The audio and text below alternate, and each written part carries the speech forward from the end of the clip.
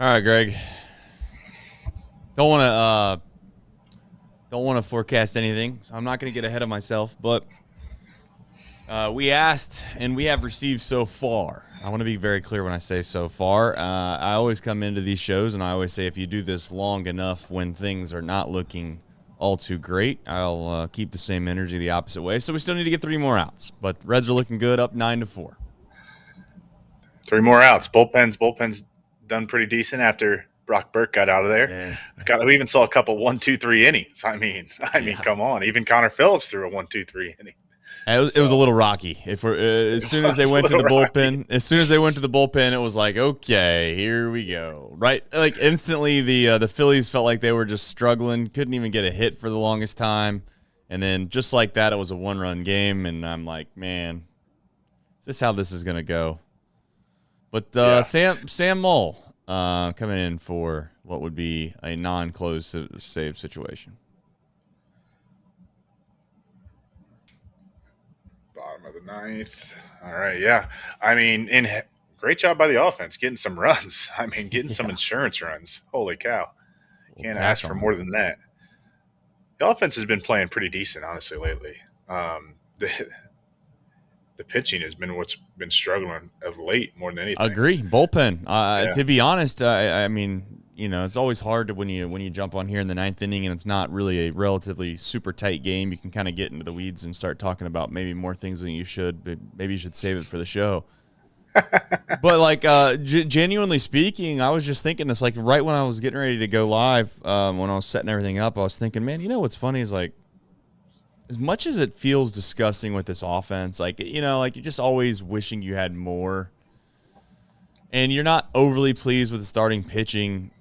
If they had a good bullpen or just a legitimate closer, like they probably would be in a spot where they would be competing at the top of this division right now. Like they might be in the lead they might be the NL Central leader in the clubhouse. That stretch is just absurd. It was just like every game. They're just blowing leads. Yeah. Those are the most demoralizing losses. I'm not saying that they should have swept the Cubs in Wrigley, but they definitely were in a spot where they should have won 3 of 4, and they ended up getting swept. Yeah. I mean, that's like they were winning in the 8th inning, turnaround. 3 of 4 games, right? Yeah, it's like it's literally an 8-game swing, which is just insane to think about. I mean, over the course of the season, 8-game swing doesn't even sound real.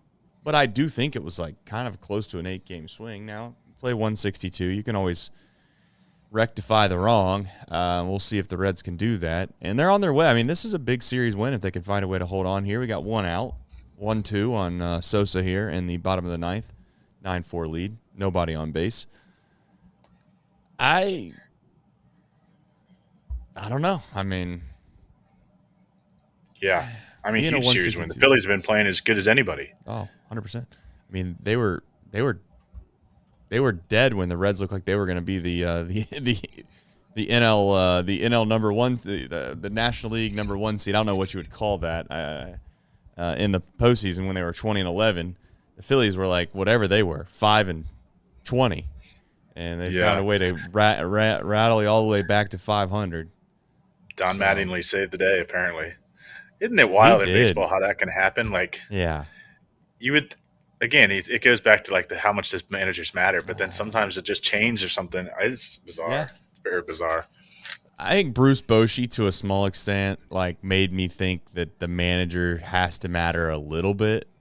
I have always been a guy that just doesn't think the manager matters that much, but like I'll openly say the Reds being like, and I don't know if these are even broadcasted, but I think that rumor on the streets is like the Reds are paying their manager the second most in Major League Baseball. Like that's hilarious to me. Like that seems like a very, very weird way to spend your money. But having said that, there's a lot of people that believe that the manager does matter.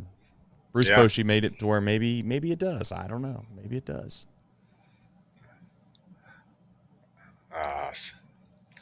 There's a double. Yeah, a little Couldn't slap. close it out with 9 straight. Yeah, it was just a doink. Slapped it down the line. We'll take it. The Bats game started about an hour after the Reds. It was supposed to start an hour before, but they had to close out last night's game.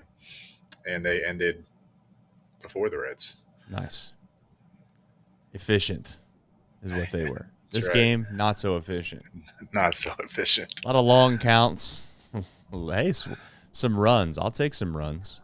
Not going to complain. If the Reds want to play games that are like a half hour longer and they're going to find a way to score more than 5 runs, then I'm happy to sit around.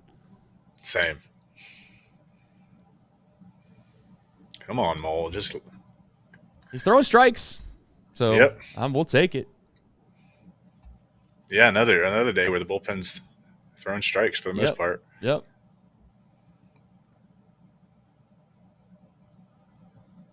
Bam. There it is. That's just all she wrote. There it is. Easy, as they say. 9-4, Reds win. We'll be back to talk about it, and we have some positive things to talk about. What a time to be alive. What a time to be a Reds fan, and hopefully you stick around to listen to some Chatterbox Reds. And a bench to bench. Change hit in the air to deep right field. That goes Clemente. And the save. He's done. Get out of here, baseball. He's gone. Oh, my God. Can you believe it? Johnny Bench has tied it up. The Cincinnati Reds win the World Series in 4 straight. It was a sweep. In the dirt. It's a wild pitch. Here comes Walker. The Reds win the pennant. Perkins won the game. That ball is fair. Cincinnati's ahead. 2 games to none. Welcome, Joe Orlando to Cincinnati. Adam Dunn has done it again. Benzinger backing and calling. And the 1990 World Championship belongs to the Cincinnati Reds.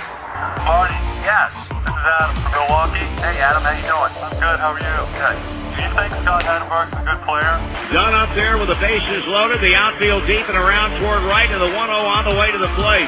Swung on, long drive, right field, and this one belongs to the Reds. And a high drive, hit back into deep right field. Junior has just knocked the door down to the 500 club. Benson's first home run is a walk-off winner. That ball had a family. And De La Cruz is, oh my goodness, look at this kid run.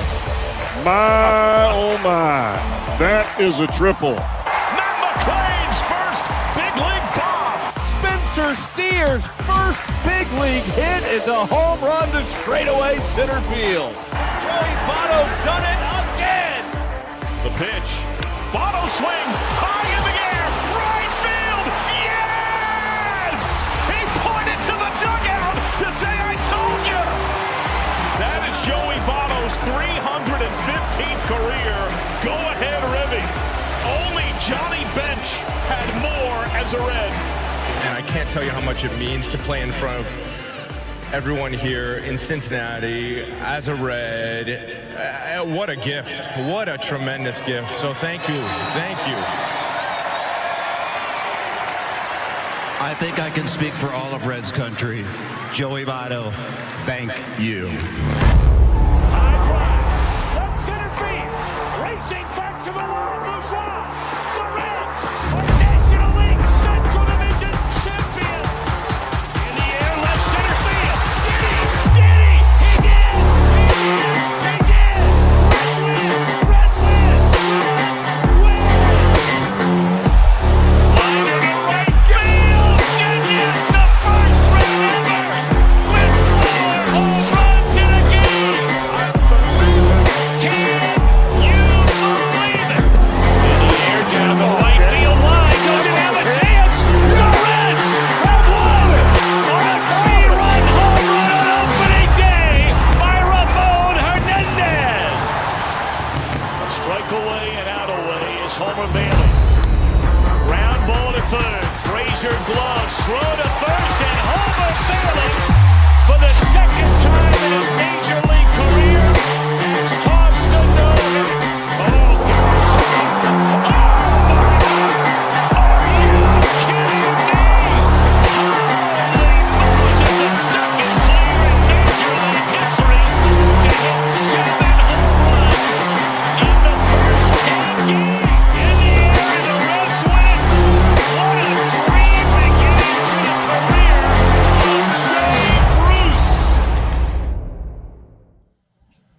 right, 9-4 winners on a series win in Philadelphia. Not something, quite honestly, I felt like was a high probability, especially after you drop game one, Greg. You're in a spot where this team traditionally in years past, when they drop the first game of a series, they have virtually zero chance of winning the series. We had a stretch of baseball there for, I think, 2.5 years of this franchise that was incapable of doing that. And now we've found a way to do it multiple times this season so far. What it means, I don't totally know. But it's nice to see some offense. It is not. I just looked this up before we got on here, Greg. It's not something I don't know if many people have noticed, but this team was 20-15, and since that time, when they were 20-15, they've scored 4 runs, 2 runs, 6 runs, 3 runs. They did get shut out. 3 runs, 5 runs, 4 runs, 7 runs, 15 runs, 7 runs, 4 runs. 3 runs, 4 runs, 4 runs, and now 9 runs. That's, you say whatever you want. There's been a decent amount of time throughout the last 2 years where 2 runs was kind of the standard, 3 runs was a luxury, and 4 runs didn't seem like it never came around. And they've rattled off some pretty good games here where they found a way to score, and today they did just that, Greg. Yeah, you're spot on. Again, we talked about it a little bit during the pre-show, but the offense has not been the issue during this last stretch of baseball. It's been the bullpen, and the last 2 days, the bullpen they kind of fluctuated a little today with Brock Burke, but the last 3 guys came in and closed it down. The offense threw some insurance runs in. So, and Sal Stewart's starting to hit the ball again. We'll talk about him, I'm sure, later, but just good to see the offense it feels like they're kind of building a little bit. And as crazy it is, honestly, it should have been a series sweep. Like the Reds should have won game 1 of the series. And but we won't be greedy. We'll take 2 out of 3, and hopefully they can, build on this. 100%. I mean, you get contributions out of the bottom half of your lineup. I was just, again, trying to quickly taking a peek, but your bottom 1, 2, 3, 4 hitters in the lineup had, let's see here, what would be 2, 4, 5, 7 hits. That's of your team total 15, yes. But, this, let's be honest, we have factored in a lot of automatic outs when you get past the 6-hole hitter in this lineup far too often this season. And it was just a breath of fresh air to see contributions being made at the bottom of the lineup. Yeah, albeit maybe it was a fluke. I'm not here to suggest that, that PJ Higgins is a guy that's going to hit 286 this year. But I mean, I try not to be overly funny about it, but somewhat genuinely serious. I mean, I'd like to know how many RBIs, 2-out RBIs that Stevenson and Hayes have had all year long, let alone just in one game. I mean, it can't be many, if any. I don't know. Maybe there's some statisticians there in the chat that can let me know. But I mean, I'm not trying to dump on anybody, but I just got to be honest. Who are the guys that have hit in the 9-hole all year between, I guess it's Hayes, maybe McLean snuck in there for a brief moment, but Stevenson at times. How many 2-out hits that produced runs batted in have they had all year? Not many. I don't want to say none, but it's not a lot. And it was nice to see that out of him. We'll talk about that here in just a bit. But before we get into all that, I just want to tell everybody thank you for jumping in here on a day game. I know that sometimes this isn't the most convenient time to do a show, but if you haven't already, like the stream, and more importantly, just thanks for being in here and having some. It's nice to see the chat optimistic. That's the thing. The positivity in the chat is a nice thing to see.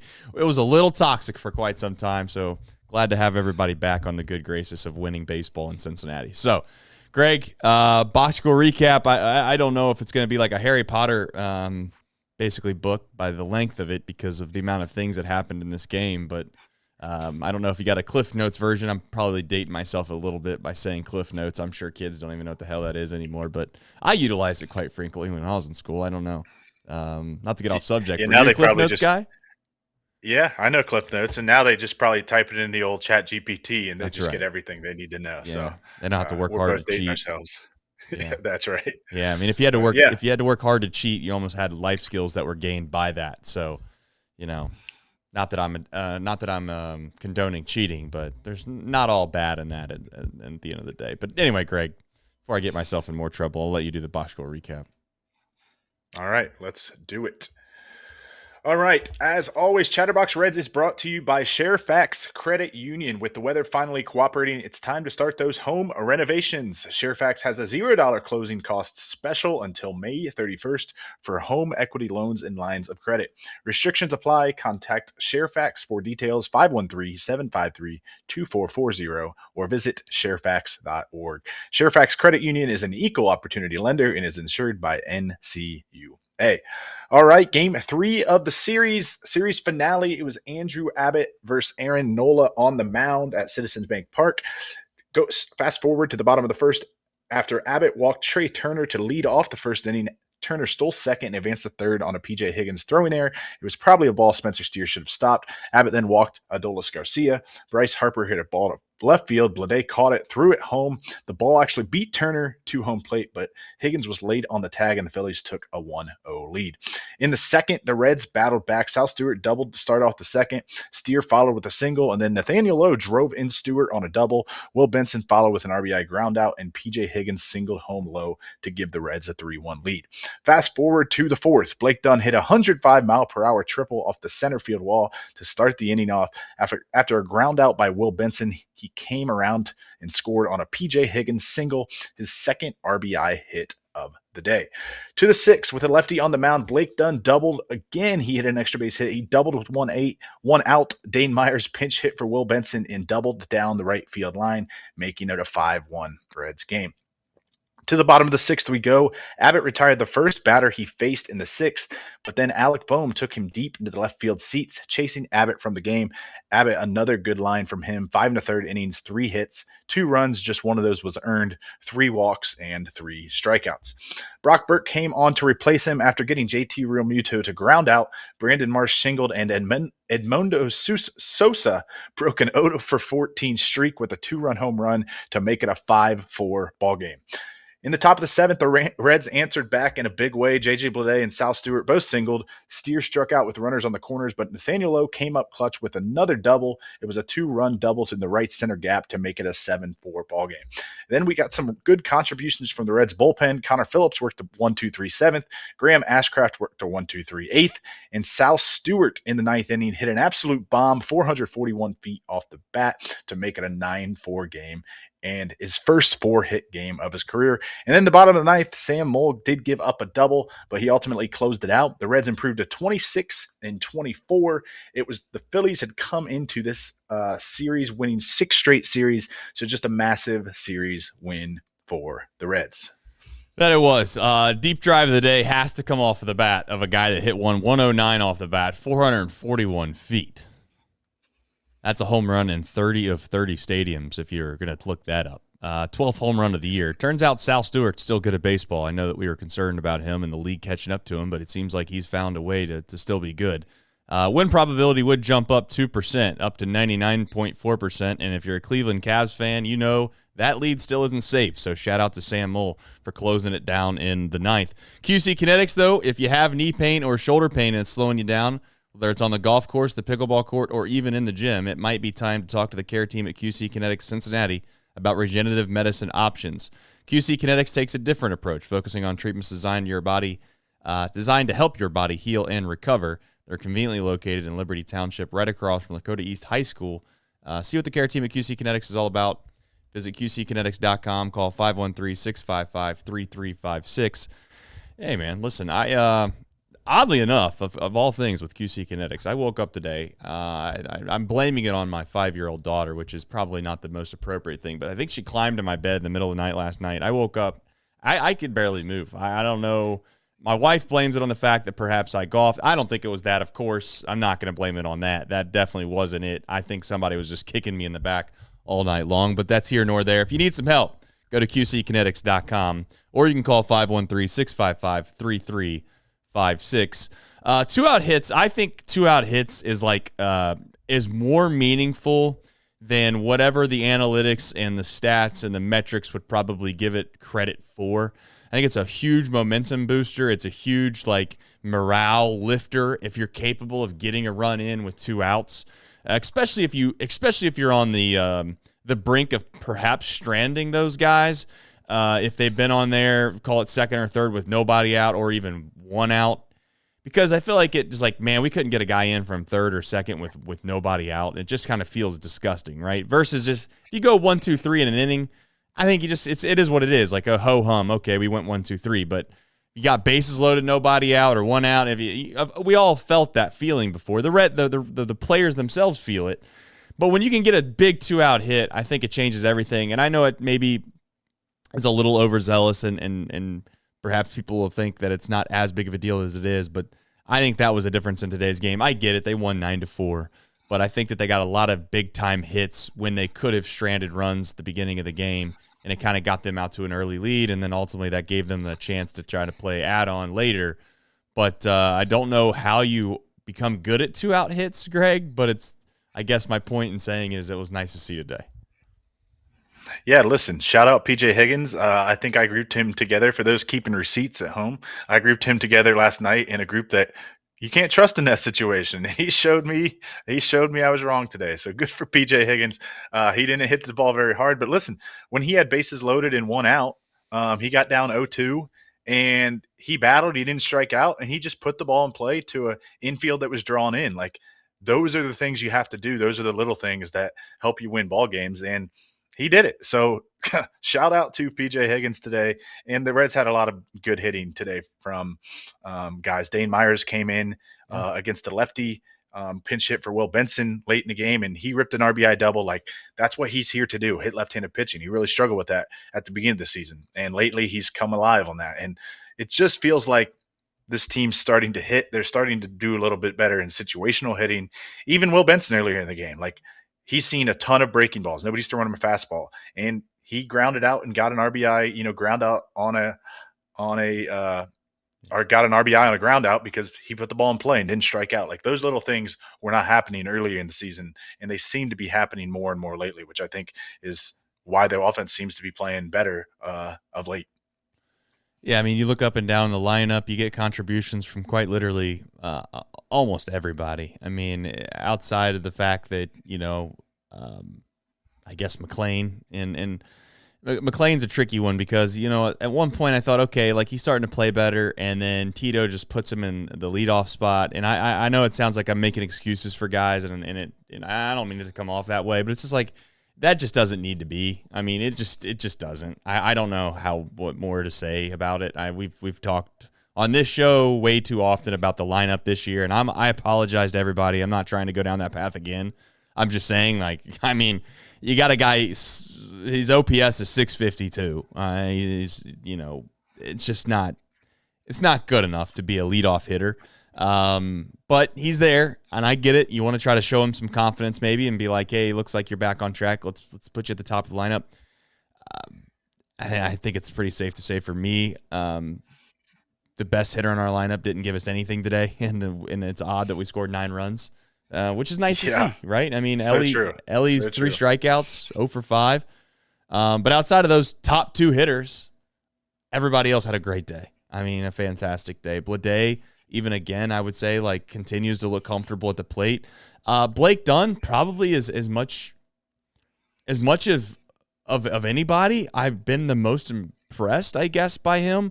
And I hesitant in trying to give too much kudos to players that maybe people think I've lobbied for to getting more opportunities, or at least another opportunity, because people probably think that I'm just trying to shine a light on those guys to make myself feel like I've done something. I haven't done anything. I don't even know if these guys are big leaguers. Like, I really don't. All I've been trying to illustrate all year on this show is that we don't have a lot to lose when guys are as low ceiling players as they are and they're not playing well. So let's just kind of keep shuffling the deck and keep playing lineup bingo. Like, no disrespect to Tito, but the lineup bingo thing, like, doing pretty good. It's working out. We changed it every single day for like the last week and a half, and we've been rocking and rolling. So I mean, if we have to get one of those Ohio lottery things, no free ads, but I just gave one. If we have to give one of those Ohio lottery things where they suck the balls up through the thing, and we just quite literally have 9 of them in a row, and we have odds now. Brian Hayes, I'd like to make sure he only has 1 ball per 500 that are in the machine. But you get my point. Like, when they suck up through there, like, Ellie's like pretty much a less than 1% chance that he doesn't have a ball. I'd love to see that. We could just do that live every single day, and I live with that. I'm like, all right, this is fun. I can get behind this. Don't know if the Reds will do that, but the lineup bingo thing has been fantastic, Greg. Yeah, it's been incredible, and to see Blake Dunn in the lineup against a right-handed pitcher, like pretty surprising. And I think that tells you what Tito's starting to think about TJ Friedel. But in Dunn, he had a good game. I mean, we were talking about again before we went live, like Blake Dunn. They said if his double, if there wasn't any wind, like it would have been out to dead center. He hit that 105.5 mile per hour off a right-handed pitcher, which again, the Blake Dunn we've seen in previous seasons was never doing anything like that. So he continues to impress. He's awesome on the base pass. He caused a Trey Turner error basically today because Turner knew who was running. He just does the little things right. And I honestly, like 2 weeks ago or 3 weeks ago when Dunn was called up, if you told me we would have been talking about Blake Dunn having the success that he's having, like I probably would have said not going to happen, but good for him. I mean, it's the perfect taking an opportunity that you're given and, running with it. And clearly he's going to get some more playing time because you can tell, I think it was Charlie Goldsmith that tweeted out, but he said when Dunn hit the off the wall, he said Tito was standing at the top of the fence or dugout clapping. And he just feels like a Tito kind of guy, but good for Blake Dunn. I mean, like you said last night, he's probably the fastest guy on the team. He looks great defensively. And if he can hit right-handed pitching as well as left-handed pitching, he's just kind of doing it all right now, which again is a huge surprise for this team. Yeah, I think I think it's important for the guys that get opportunities, and they've gotten some opportunities of late, to take advantage of them because they're just the opportunities aren't going to last long. As much as we want to make out the fact that we don't really have that many great outfielders, but what we do have is we kind of have a hodgepodge of guys that are all maybe quadruple A players is what people like to call them. We have a lot of those guys. So you're just not going to get a ton of opportunity as much as it might feel like, okay, well, if the lineup, if the outfield is this bad, then, why can't someone take the reins? Well, it's because, you can't just be horrific. And I will say this about Will Benson. I've been a Will Benson guy. I've stuck up for him. He has to play better. He has to play better. He doesn't get much longer. The leash is relatively short. Eugenio Suarez is going to come back. We'll get to that later in the show. And it's like you're going to have to start making some hard decisions. And I think that the front office is more than likely maybe going to get some input from the coaching staff and Tito and who they'd like to keep. But everybody knows who I would pick, and I'm not going to go down that path. But the reality is you've got to take control of what you can control, and Blake Dunn has done that. And the one thing that I love about Blake Dunn more than anything is just the speed, because you can't teach speed, you can't quantify speed, you can't try to say on a baseball reference page or the StatCast. Clearly, you can kind of look up the speed metrics and all that. I get it, but if you're going through FanGraphs and you're just trying to calculate what the worth is of a player, I think speed is undervalued in general, because the play that you mentioned today with Trey Turner, and in fact, I don't know who was playing first. Was it Bohm playing first? It wasn't Harper, but somebody was playing first. They actually ended up getting the air for that, but Bohm ends up getting the air for it. But you're right. I think the speed had a contribution to that play not being made. And what's it going to look like 3 weeks from now? It's going to look like at E3, Blake Dunn got on because somebody made a mistake. He caused the mistake. What's it going to look like possibly in a baseball reference page in 2 weeks about the ball that he ran down that was right next to the outfield foul line wall right there that he ran probably 150 feet to get to? It's just going to look like a fly out to right field. If he can just get on base on accident, Greg, with 2 outs as the 9-hole hitter, and he's capable of stealing second base, the value in that is worth it for me to say, okay, this guy might be a below-average hitter, but if he's able to steal 40-plus bags a year, and again, people might think I'm crazy for saying 40-plus bags, I'm harping back to when Ellie De La Cruz first came up to the big leagues.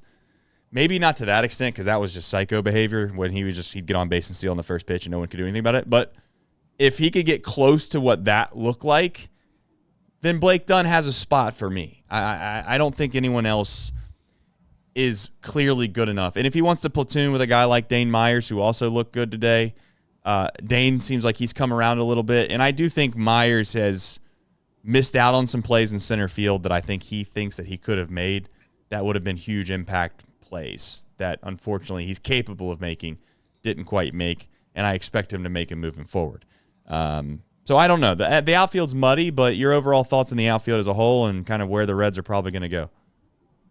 Yeah, one quick Will Benson nugget. They talked about how little fastballs he's seen, so it made me look it up. And I didn't realize it was this bad, but basically pitchers are just not going to throw him a fastball. He's hitting 231 slugging, 462 with an expected slugging of 665 against fastballs. He's hitting 095 against breaking pitches and 077 against off-speed pitches.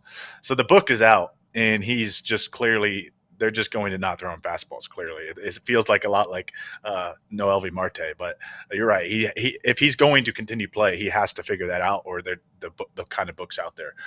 One interesting note for me on Blake Dunn that's kind of fascinating to me is Blake Dunn, to me, reminds me a lot like TJ Friedl when Friedl first came up. He's never been a top prospect. He was drafted in like the 12th or 13th round out of like Western Michigan. He's one of those guys, like you're never just calling up Blake Dunn to be like, we're going to start him every day because of his upside. It's like you have to earn everything you've gotten. And that's how Friedl was when he first got called up. I remember when they started playing Friedl in center field every day, I was like, we're playing this guy every day, like really? And then he proved me wrong, and he started doing things. And I think Blake Dunn is someone like he's a lot faster than TJ Friedl. He's probably better defensively than TJ Friedl. But to me, he's a guy that I just think it's funny he was kind of replacing Friedl in the lineup, and they have a lot of similar traits with how they've come up. They have to, earn their spot. They were never top prospects. And I think you're spot on. Like, I think that's why people were frustrated with Friedl is he wasn't only not hitting, but he was hitting leadoff, and he's not very fast on the bases, and his defense was just average. And it's like, well, you're getting two upgrades with Dunn. Even if Dunn doesn't hit, he's a better fielder. Like, he's faster. So the upside's already better there. And then if the other guys can keep hitting, like I do like how they can move the lineup around with when Cabrian Hayes is not in the lineup. Like, I kind of like Spencer Steer at second base and Sal Stewart playing third base. And then you could throw some different guys in the outfield. Like JJ Bleday had 2 hits off a lefty today, which is good to see. It feels like there's just a lot more upside to the offense when guys like Friedl and Hayes aren't in the game. So I don't know. It's going to be interesting to see what they do when Suarez is back, and who they decide to DFA or option, or what they decide to do. Because probably the easy move would have been when Dunn first got called up, was like, just put Blake Dunn back down there. But unless he falls off a cliff, I don't think that's happening. So it'll be interesting to see what they do. But overall, I mean, the outfield, I think, has been a lot better. The offense has been a lot better. And if this team can pitch, like you said, if this team can pitch, if the bullpen can stop blowing leads, I think they're in a pretty decent spot. I completely agree. We'll get to Suarez here in just a second, and basically the ramifications, because I think the Suarez is that's the top layer of it. But the reality is I think that there's like 2 or 3 layers below what has to happen when Suarez comes back, that I think really is a telltale sign of what the Reds are trying to do or trying to achieve. But before we get to that, I do want to let everybody know we appreciate you. Like the stream if you haven't already, and we're going to get into the supers. Justin says, y'all's favorite consumer of THC is what he's trying to say, is here for the win. Shout out to Justin. Thank you for being here. Flat Rock says, that's a fine hat, Trace. Yes, I had to put a hat on just to try to protect the forehead today, to make sure that I didn't get absolutely bullied off the internet. But, hey, it is what it is. Shout out to the Lookats. They actually have the best looking hat in the entire system, if you want to call it that. I like the Tortuga's colors. Don't love the Tortuga's like D logo with the turtle. I mean, I have a hat, but you get the point. So shout out to the Lookats. I think they got the best hat in the game. Ned Flanders says, okay, C-Box, Oracles, what happens when Gino Suarez comes back this weekend? Does Blake Dunn still get sent down? Ned, fantastic super chat. I'm actually going to let that be the last super, because then we can jump into basically what that is, and I think that's a relatively worthwhile conversation on the back half of the show. Vandy, 5140, says, Who gets sent down for Suarez? Everybody wants to know the same thing. And Vandy then says the leadoff spot is cursed. Could be, actually. Good point. I haven't thought about it. I mean, the leadoff spot has been horrific. I don't know. For the longest time, it was the 2-hole that was horrific. Yeah. And now, hey, but look who's hitting in the 2-hole now. So maybe that we just need to keep moving that guy up the lineup, and then the curse goes away. Yeah, that is a good point. I mean, yeah, we had a problem in the 2-hole. So a different guy hits 2-hole, then all of a sudden, yeah, he could hit leadoff. Probably could hit the third guy second, fourth guy third, fifth guy fourth, sixth guy fifth, and maybe at that point, I think we can do whatever we want after that. It is what it is. But all right, let's jump into Richter and Phillips, Greg. If you got some information on some Richter and Phillips, there might be some love in the air in Cincinnati. Who knows? Yeah, looking for a great date night idea. Make it a Thursday at Richter and Phillips Jewelers in downtown Cincinnati. They're open late every Thursday until 8 p.m., giving you the perfect chance to bring her in for an engagement ring appointment and turn it into a fun night out together. You can try on different styles, enjoy a drink, and learn about diamonds in a relaxed, no-pressure environment. Then cap off the evening with dinner or drinks. Richter and Phillips is just steps away from some of Cincinnati's best restaurant and bars. Book an appointment using the link in our YouTube or podcast description. So, Richter and Phillips, happy to have them on. I know we were getting dinner there. I didn't know that. That's big league. I mean, if you're taking, I got to be honest, if you're taking a significant other to Richter and Phillips for dinner, you are high class. I mean, that's big league, as they say. All right. Let's get into it. Ned and Vandy, they want to talk about Suarez comes back this weekend. Does Blake Dunn still get sent down? I think that answer is unequivocally no. Impossible. Blake Dunn, at this point, in my opinion, is the leader in the clubhouse to get starts in the outfield. I guess you're going to ask me what happens between Will Benson, I guess, and Friedel. I don't think that they're going to send Hayes anywhere because of just the money situation. Honest to God, I could be wrong on that. Plus, he's got a bobblehead day coming up on, what is that, Saturday? Yeah. Sometime this weekend, yeah. He's got a bobblehead day on Saturday, so I don't know. Maybe there'll be a short stint for somebody that guys will go down to Louisville, and then they'll come back up after Suarez or after Hayes' bobblehead. Shout out to the marketing department for the Cincinnati Reds. I don't know who was making those decisions this year, but they're 2 for 2 so far on the bobblehead days. Boy, oh boy! I tell you what. I mean, could you imagine? I mean, I like I said, I think genuinely speaking, they should actually lie about the Brian Hayes bobbleheads and just say that the 300 that are actually gold is real gold. Now that might turn into a lawsuit down the line.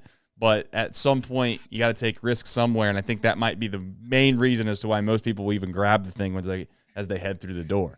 Not trying to be disrespectful. I know I am being that, but I'm being serious. I mean, you can only hold so many things when you go into the ballpark, Greg, right? You got to have like hot dogs and you might get some merch.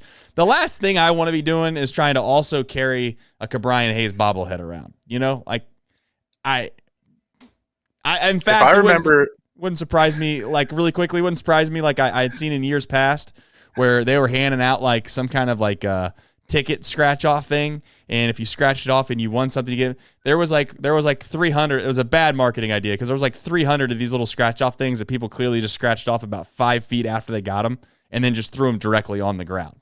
So I don't know if it'll be that bad where you have to dodge bobbleheads when you're walking through the stadium because they're just laying all over the place.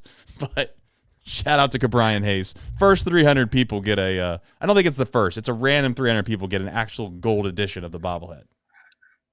I think 11 people could be in luck, or 11 or 12 people, because if I remember about a week ago, Nick Kirby said he will trade Joey Votto bobbleheads for Brian Hayes bobblehead. So, I mean, whoever wants to hit up Kirby could get a Joey Votto bobblehead for the Brian Hayes. I tell you what.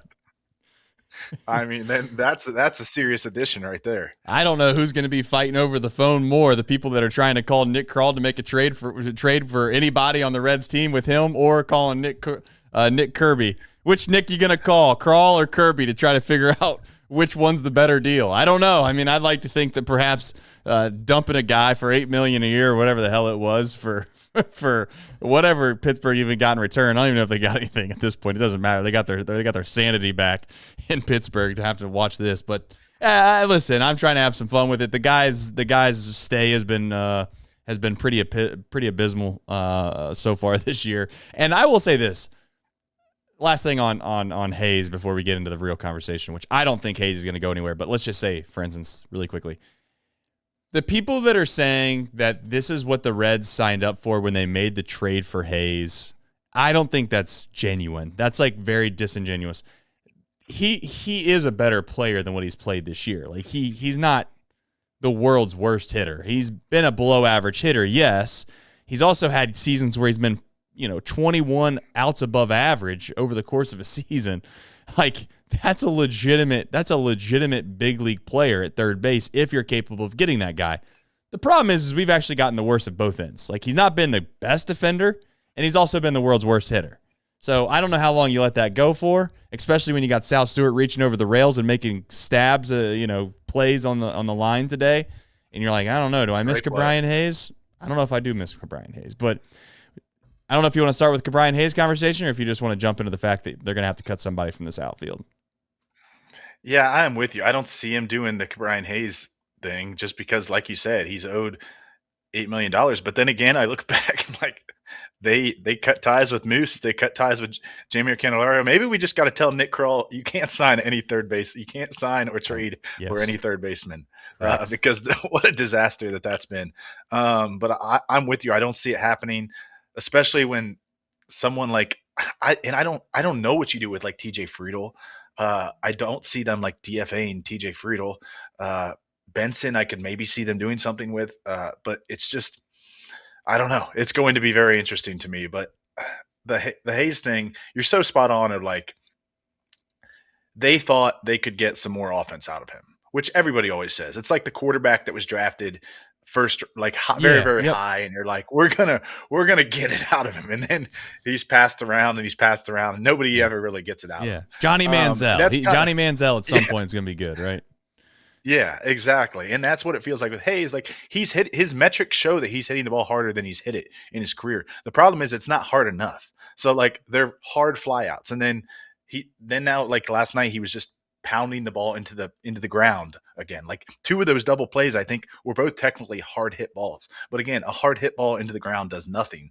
So it's just not working out. And it's just been so bad that I don't know. I truly, but I'm with you. I don't think they're going to give up on him this easily or this quickly, I should say. It hasn't even been a year, but I am very interested to see what the move is that they make for him. And then even once they make the move, how they shake up all the playing time, because as bad as this offense was the first month and a half of the year or month, you just talked about it, all the runs they've scored lately.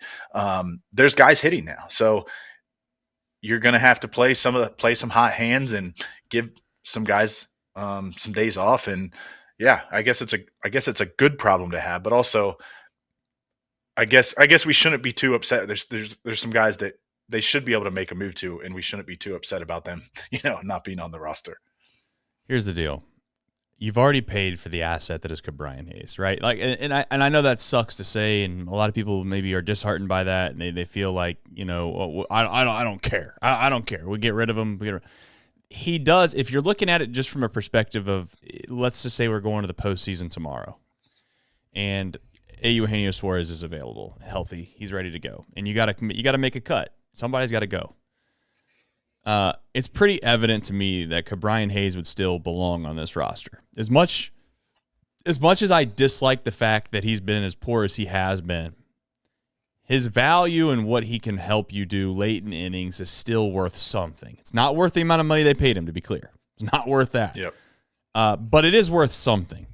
So now I have to genuinely just say, you put him off to the side, he stays. Like it or not, he stays.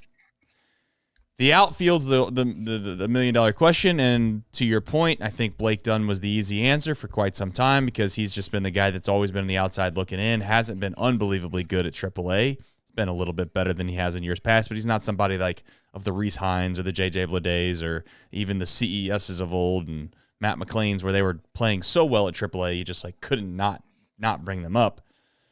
He comes up here and he's been very extremely extreme contribution to what he does. I'm not trying to say that he's, been unbelievable, but he's been good enough to stay, in my opinion. It really comes down to two guys then at that point, doesn't it? It comes down to Benson and Friedel, and Friedel seemingly always feels like the guy that probably the organization trusts and or the coaching staff trusts over Will Benson, but as of late, that hasn't been the case. Like, they have shown some loyalty to Will Benson over the last 2 weeks. I don't think he's taken advantage of it. I'm a little disheartened by that because I've been imploring them to at least give him a chance to see what that looks like over at least a couple weeks stretch of time. Let Friedel relax for a little while, and let's just marinate on the fact that Will Benson might be better than TJ Friedel. I still 100% believe he's better than TJ Friedel, and I know there's a lot of people that always say, well, go look back at previous seasons, and you're dead wrong about that. And to that, I would say I understand, but I'm of the mindset that I think that he was very fortunate, and maybe you can say that I'm wrong with that, and I'm okay. I think TJ Friedel's been very fortunate in his career to have the success that he's had over the past few years. I'm not saying it was a total fluke, but what I am saying is that as soon as there's a little bit of drop-off from him, it is a free fall. Every StatCast metric that this man obtains, every underlying metric, every ounce of physicality that you would say, yeah, he brings to the table is not good enough. And the biggest issue I have with Will Benson, on the flip side of this, is the guy has 2 home runs. It's I don't care. Like everyone always, Will Benson's got a 170 average. Will Benson's got this. His OBP is 315. If the dude had 5 home runs right now, I'd be all in on Will Benson. But he's got to hit the ball over the fence. I don't care how many times he strikes out, but the dude has to hit the ball over the fence. That's part of the deal, right? That's part of the deal. That's a non-negotiating factor of Will Benson being a big leaguer is he has to hit home runs, and he has not done that to the level in which I think he needs to be able to stay on a big league roster. So, honestly, at this point, I'm going to be on. I kind of plead the fifth on it. I'm not going to go to bat for either guy. I'm just not. I don't know if either one deserves it over the other. I can clearly understand why the Reds organization will value TJ Friedel more, but he also does have options, Greg. Like, he's allowed to go to AAA. I think people forget that. Like, he's allowed to do that. It might seem crazy, but, like, TJ Friedel can go to AAA for a month, see if he can't figure it out, get some confidence, and head back. And you know what? That might be the best thing for him because when he walks up to the plate, this is a little bit of tongue-in-cheek joke, but when he walks up to the plate in Louisville, it's going to say 0-0-0. Like, he's got a fresh start, Yeah. And when you come back, maybe it'll psychologically trick his brain into thinking he's got a fresh start again. Maybe that's what TJ Friedel needs. I don't know. Yeah, I'm wondering a little bit.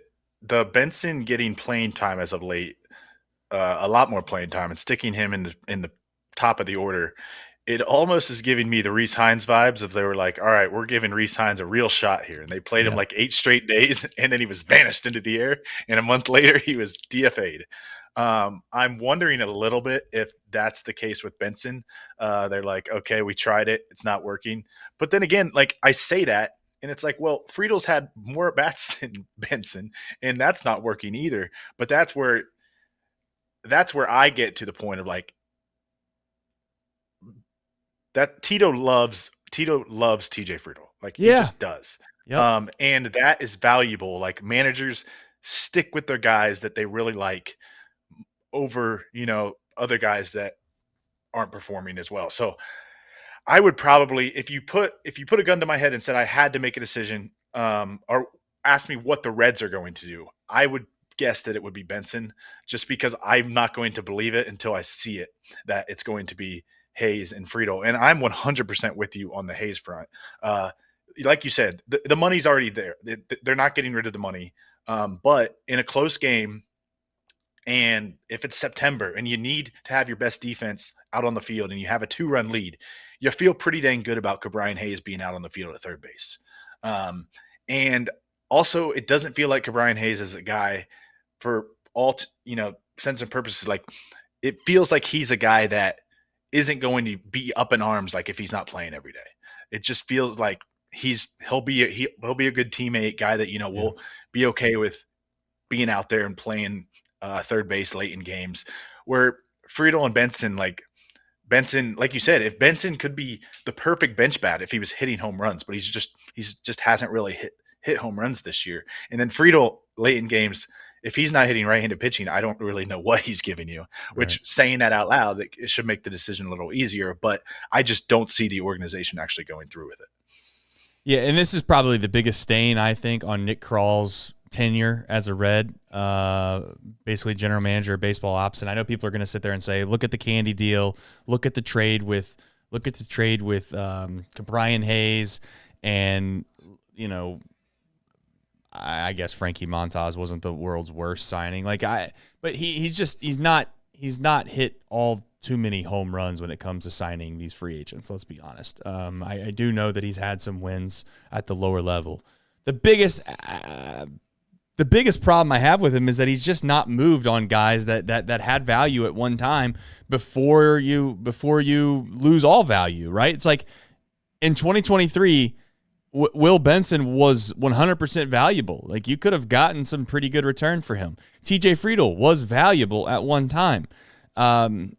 There's no doubt in my mind that now at this point, Noelvi Marte, like, there was extreme value at one time. Those three guys, two of them are going to be irrelevant. God's honest truth here soon. Now, maybe I'm wrong, and one of them will bounce back and come from AAA and have a decent, but JJ Bleday is not going anywhere, right? Spencer Steer is not going anywhere. Spencer Steer is not playing in the infield. Like, who are we kidding? Like, I guess you can convince me that maybe he can sneak at first base a couple times, but Nathaniel Lowe is playing first base. He's been far too good. Eugenio Suarez is going to DH. They're going to more than likely, in my opinion, put Sal Stewart at third base as long as they can get away with it until he proves otherwise. And then if he proves that he can't do it at third base anymore, then I think, honest to God, it might be happen chain. Like, I actually think between Lowe and Suarez, they might just kind of intermix those guys at the DH role every so often, and then use one of them to kind of maybe they can sneak in Suarez at third base every so often. But point is there's not a whole lot of room anymore left for those three guys. And if Blake Dunn, which again, I'm not, I'm laughing when I say this, but if Blake Dunn were to continue to play relatively well and be a force to where you want to continue to put him out there with Dane Myers, then you've lost. Then there is no spots, right? Like, who's left that you can even play out there? Nobody. And that's a good problem to have, right? That's a very good problem to have.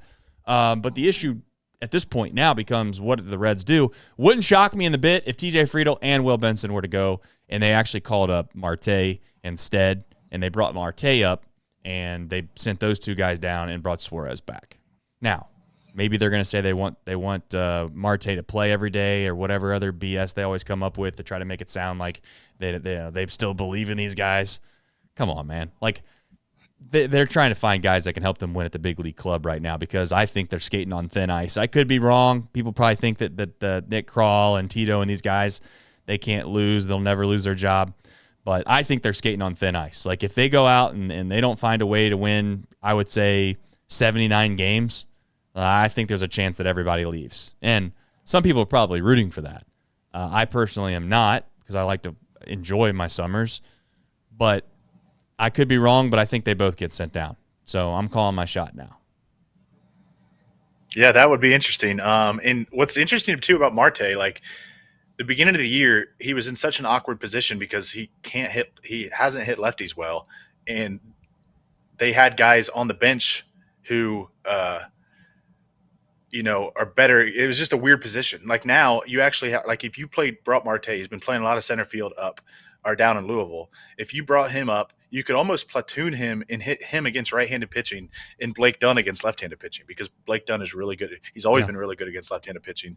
And Marte could just play every day against right-handed pitching, where before you couldn't really do that because if you played him against lefties, he was bad against lefties, and then they wanted to get, Will Benson's bat in the lineup against righties. So it was like, that's why it was like the beginning of the year was so weird because they didn't really know how to play Benson and Marte. Nobody was seeing consistent time. Now with Dunnup, they actually have like a guy that, even though they're both right-handed, with Marte having reverse splits, it's almost like they could do a platoon. So that makes it pretty interesting. And then you could stick Dane Myers out there against lefties, and whether it's for Blade or whoever it's for, but it does make it interesting. I would be pretty surprised if they do something with both of those guys. And I think your spot, like, I think they should, like, we're just sitting here, like, it's not good enough. We're not going to sit here and pretend it's good enough, but it just feels like, I just think I'll believe the Friedel move when I see it at this point. But it's a good conversation, and it's going to be super interesting to see what they actually do. Yeah, we'll see. I think it's pretty evident, though, when you watch the games, like Blake Dunn seeing the ball better. I think his at-bats look pretty damn good, right? I know it's that's not something that you can specifically put on a piece of paper and say, yeah, like this is clearly evident. I think JJ Bleday fights. Like he puts together good at-bats. Like lefty on lefty, he had a good swing the other day too. He got a sacrifice fly to center field on a ball that he hit relatively well. Now, it was a fly out, so I'm sure that from a StatCast perspective and an exit velocity perspective, everybody's going to say like that wasn't a great swing. Like it met the moment. He did what he needed to do. PJ Higgins today didn't hit the ball hard, but he met the moment. He did what he needed to do. Like we need more of that. We just need guys to be able to, from a situational standpoint, be able to come through when we need it. And we've had that over the last few weeks. And yeah, it's weird that it's come off the fact that we've not had the same lineup for, what has been 2 weeks. But, I'm to the point where if Will Benson can't hit home runs, and I think he still can, to be clear, but he's not hitting him at the rate that I'm going to defend him anymore. And I've been out on TJ Friedel. Probably, I never will be back in on it until I see like just some drastic change, which I don't think is going to happen because his physicality is who he is. He's not going to change. He's not going to grow overnight, and he's not going to become exceptionally stronger or faster. Even today, you had mentioned there was like a kind of like a late tag with PJ Higgins at the plate. Like, I'm not saying that that's wrong, but what I'm saying is like that was an unbelievable play by Trey Turner.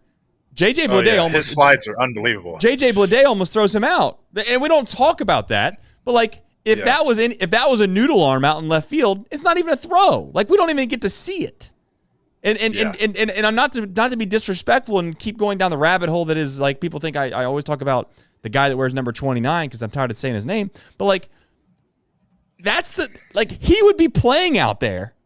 He would be playing out there more times than not if he was playing even remotely close to what I would call average baseball, and you would have got a result that no one even would have thought twice about today. And yeah, I guess you could say that the outcome was the same. Trey Turner was safe today, and he would have been safe if 29 was out there. But the reality is that one guy almost made that play, and I'd like more outfielders to have the ability to do that. And when you have Steer out there and him out there, let's be honest, it's not good. And you just can't continue to do that. So, I don't know. Sign me up for an outfield that looks like I have Marte, Blake Dunn, and Steer in left field. I would live with that. And again, that's against left-handed pitching. And then against, I guess I put Myers out there against left-handed pitching. But you get my point. Not to go into the weeds of all this, but we'll see what they do. I'm not going to be shocked no matter what they do, if I'm being honest. But the only thing that would shock me is if Brian Hayes leaves. That there's a 0% chance of that happening. So I agree. All right, final guy to talk about before we end the show.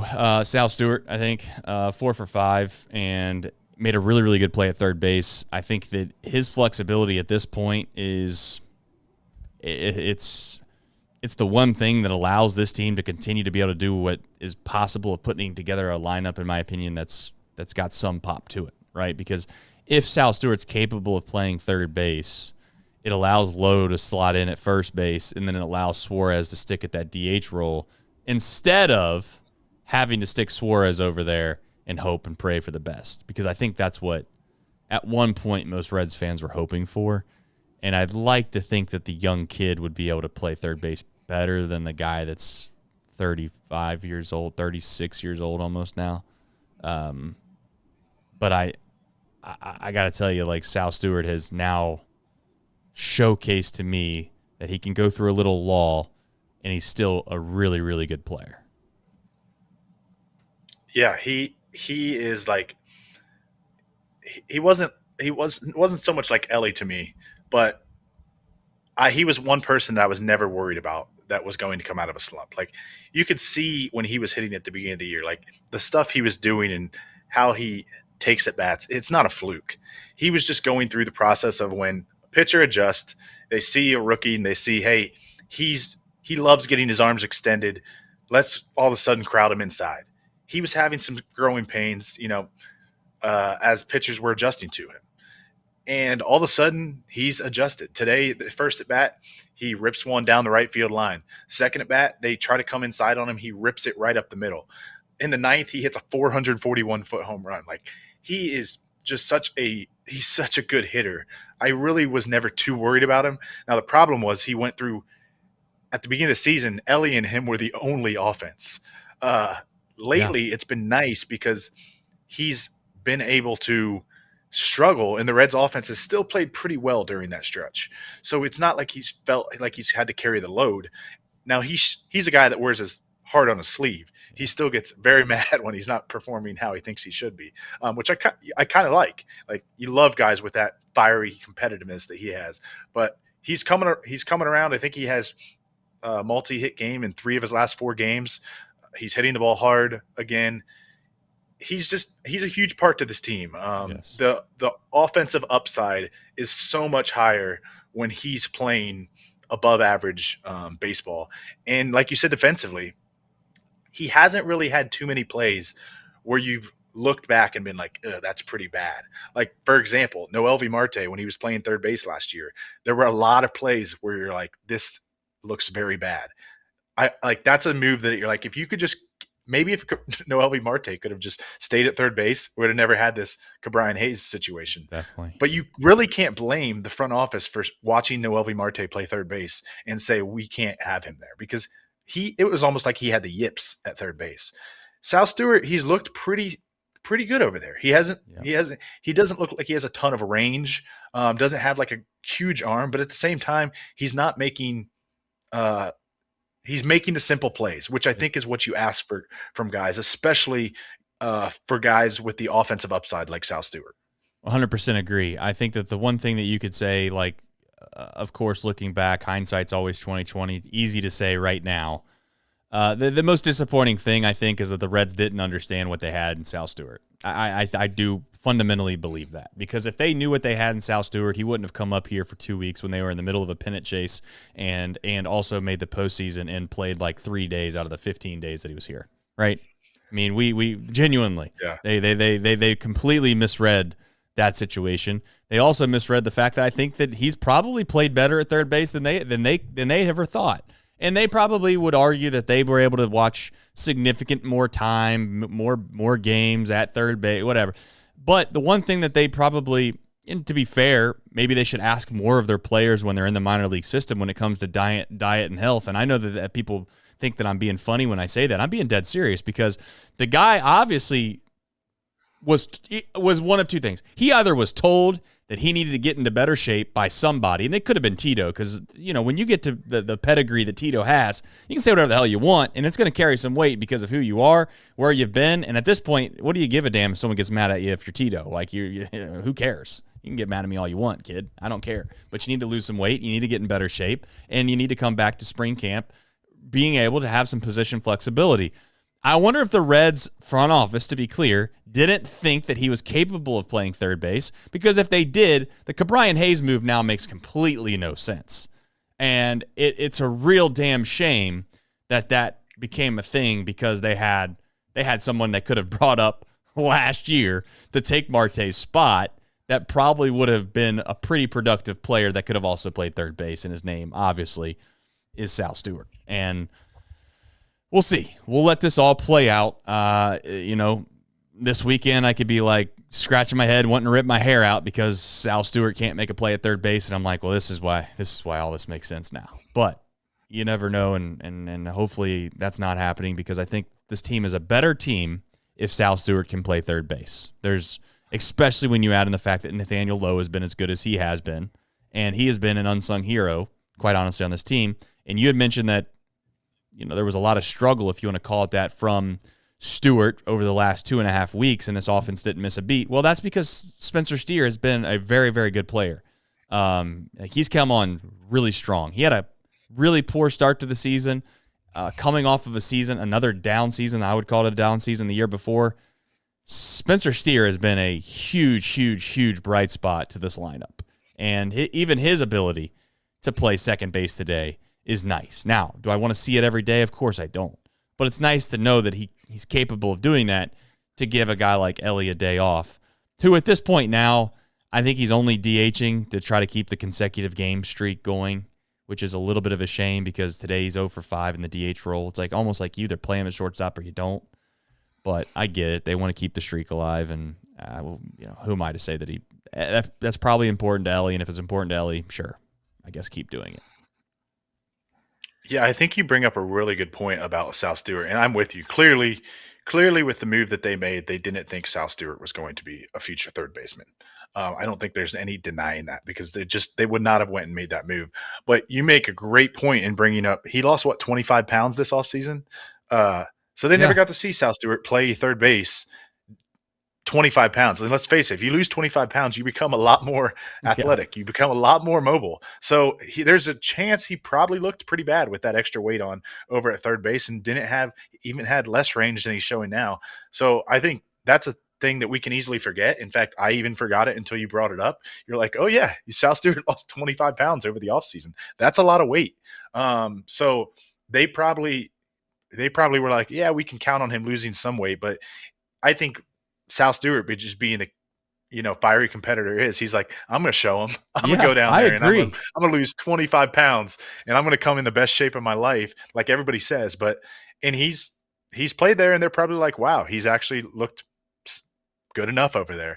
And I just think that's a great point by you, because I think it's easy to forget. We all heard about that in spring training, but now we're 3 months down the road, and you look in hindsight, you're like, why couldn't he play third? But it's really easy to forget that he came in this offseason down 25 pounds from the weight he played at last season. And again, to be clear, like that's an indictment on the organization as a whole. Like you shouldn't accept the fact that some of your minor league guys that you're counting on, and listen, I get it. You can't have all 300 guys in your organization on some kind of diet and exercise plan, but to a certain extent, you probably could. But there are certain players in the organization, when they get to a certain level, they should have a little bit, what I would call a little bit more of a hyper-focus approach on those guys, and making sure, like, hey, we need to let Alfredo know that he can't be a complete fat slob. I get that he's unbelievably gifted and he's good, but he's 18 years old and he's weighing 260 pounds or whatever the hell it is. Like, and he did lose some weight in the offseason. I know, like, I'm not scared to say this because it's like, it's the truth. These guys get paid a good amount of money. This is their job, man. And I'm not trying to, like, shame anybody for their weight, but when it's your job to be a good athlete in certain positions, like, just hold yourself to a good standard. And, like, let's just try to be...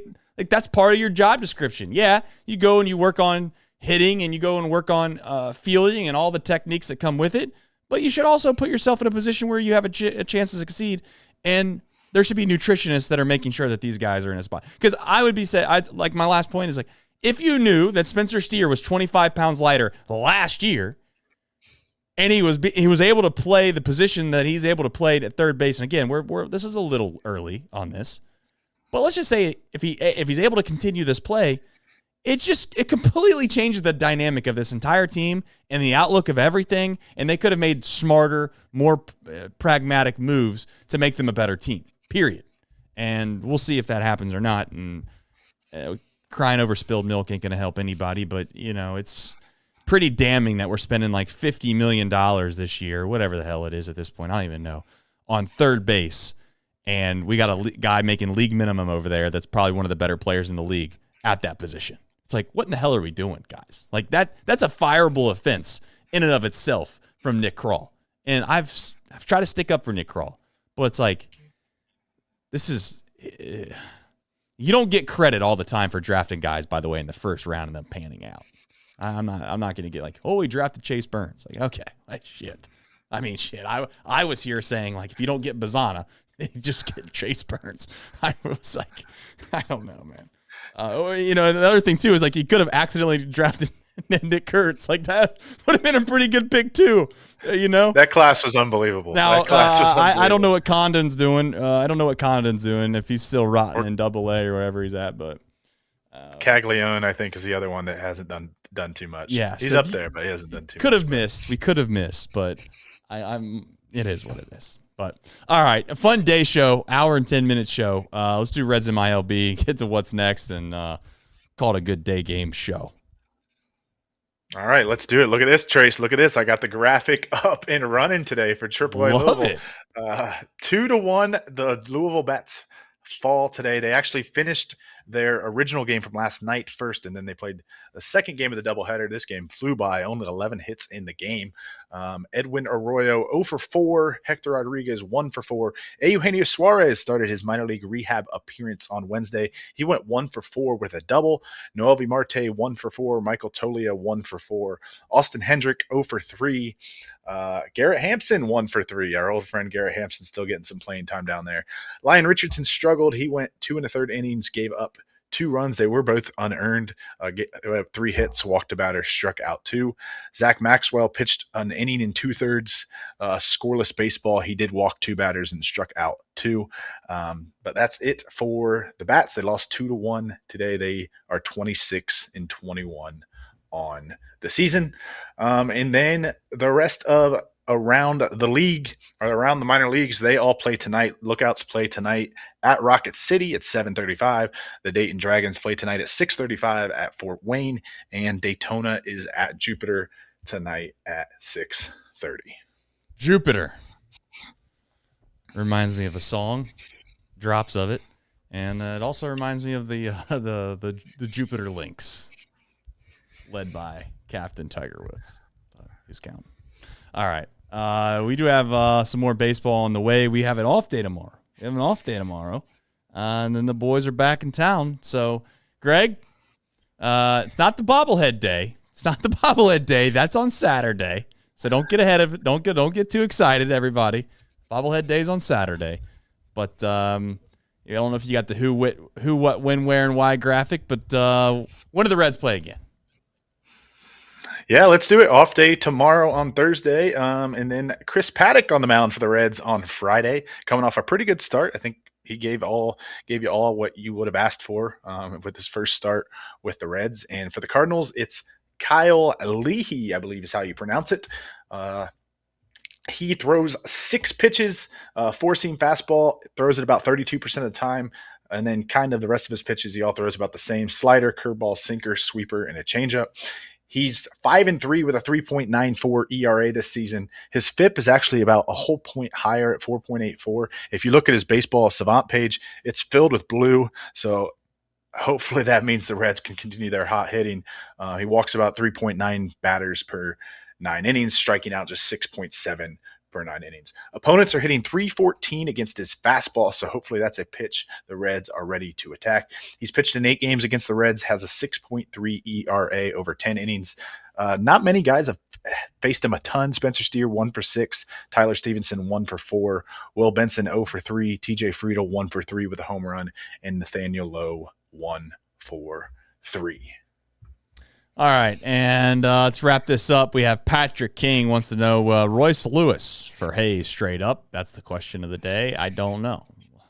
Maybe Carl's wheeling and dealing as we speak. I'm